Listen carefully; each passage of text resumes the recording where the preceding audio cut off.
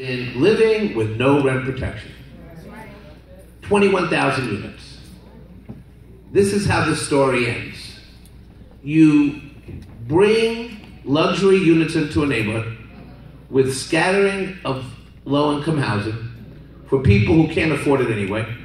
And then what happens is the senior citizen in the soft side gets a call from the landlord and says, I have to raise your rent from $500 to $2,500, and you have to leave.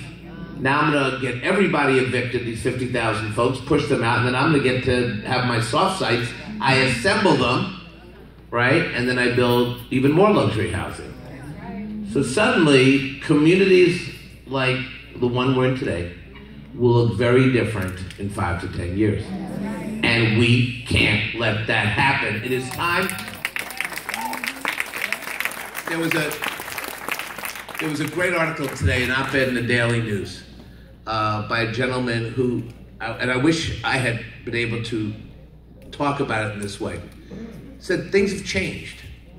They have been building affordable, unaffordable housing for a very long time. And neighborhoods are being cleared out, and it's time to stop it because we have to demand more. It is not enough for this administration to build the same housing that the last administration built. We have to be better than that. We have to be better. So part of what I'm here to tell you is that some people have said, why is the city controller getting involved in this?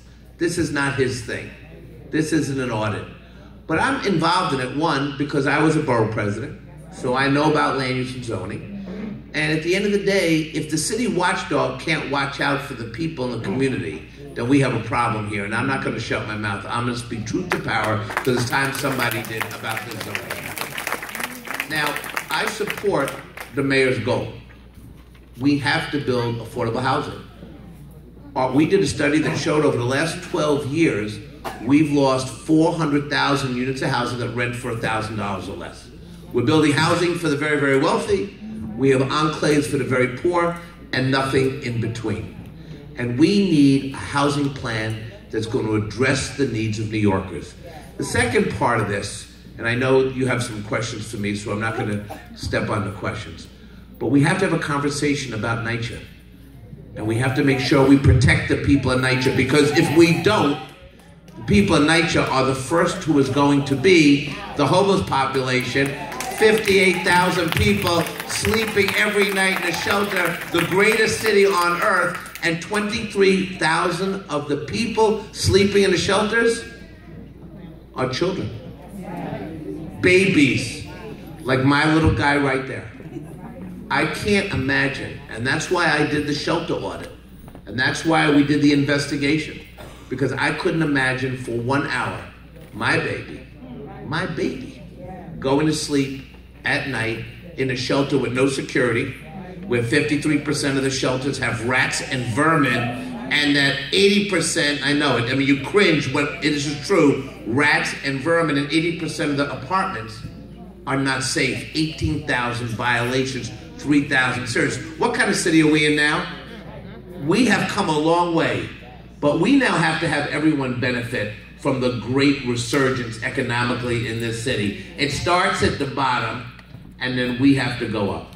So, every block at 32, right, AMI? Maybe there are places where we have to go to 46. Look, part of this plan is to build luxury. Under my analysis, 86% of the people now in the community cannot afford the luxury. So we've already placed that out. What I'm saying is, it's just time to have a discussion. I've said to City Hall, come and talk about it. Because, again, the old way of doing rezoning was basically to move the income level to a place where people cannot afford it. With NYCHA on 200,000 people on a waiting list, and with record homelessness, it's just time to get this right finally.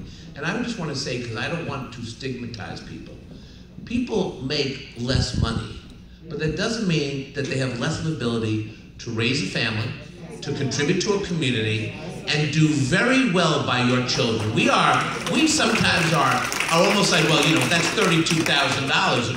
I mean, we're starting to push people out because, I'm sorry, you didn't make it. Well, There are people who have raised families on a lot less, and they have gone on to be the most honorable citizens in this city, and their children are now going into all the big universities, right? Doing very, very well. Let's not lose that fact as well. Right now, the city does not have a policy in place for when we rezone areas and add significant density, okay? Our vacancy rate in the city is 3.45%. That means 34 out of every 1,000 apartments are vacant at a given time. We are in a housing crunch and we need housing, okay? We need to supply housing and that will take the pressure off the market. To do that, we need to go up because we can't go out. We're constrained, okay? We have an island, we have 2 islands, okay? We have limited supply and land is extraordinarily expensive in New York. Okay, so that's our overall context. The controller, a round of applause for having this amazing discussion that's happening here today. So briefly, I was called here to speak specifically on the issue of mental health. But prior to going to the issue of mental health, as we've been hearing about the issues of displacement, the issues of people being pushed out in the city, we see that there's a scriptural narrative that is set forth in Jeremiah 29:7. We see the people of Israel, right? We're going to preach. So we see the people of Israel, being displaced and held captive by Babylon. But through the prophet in Jeremiah 29:7, he says, I command you to build your homes, to raise your children, and to be fruitful in this land. Because as this city prospers and as you contribute to the prosperity of the city, so will your peoples prosper as well. So the fact that we're having these conversations about displacement, about having conversations on how we can move forward is something that I'm very encouraged by. So quickly about me. Prior to joining the mayor's office 3 years ago, I got my start here in New York City after the unfortunate situation that happened in the Northwest Bronx of a young man named Romali Graham that unfortunately lost his life at his grandmother's home. As opposed to doing things which is demonizing individuals, yes, so what I'm saying is I'm just giving a narrative of so what ended up happening there in that situation is that I started working with the Bronx Clergy Roundtable, which is Reverend Q English, and what we did is we started getting funding for youth mentoring programs, working with Department of Probation, working with the NYPD, and working with the precincts to provide home services for youth from 18 to 24. After that situation, I was able to work through Hurricane Sandy, engaging faith communities on the issues of volunteerism. And 6 months ago, I've had the opportunity to be able to be appointed by the mayor to be serving as the faith liaison for the city of New York. One of the things that we've done that has directly benefited the location here at this church, that we actually had a conversation with Bishop Williams, is creating and crafting a program called Opening Doors. Has anybody heard of Opening Doors? The program where the city funds houses of worship that have capacity to house homeless between the hours of 9 or 10 at night to 5 or 6 in the morning. That is a program that came out of the Clergy Advisory Council, which I am working with through the mayor's office, in which Bishop Williams at this very church received a grant funded to be able to introduce the homeless into their homes here at night. Now, well, that's why I'm letting you know right now, right? Because, absolutely. So what we're going to do is I'm going to make sure that prior to this moment, it was very difficult to push out information to houses of worship throughout the city, right?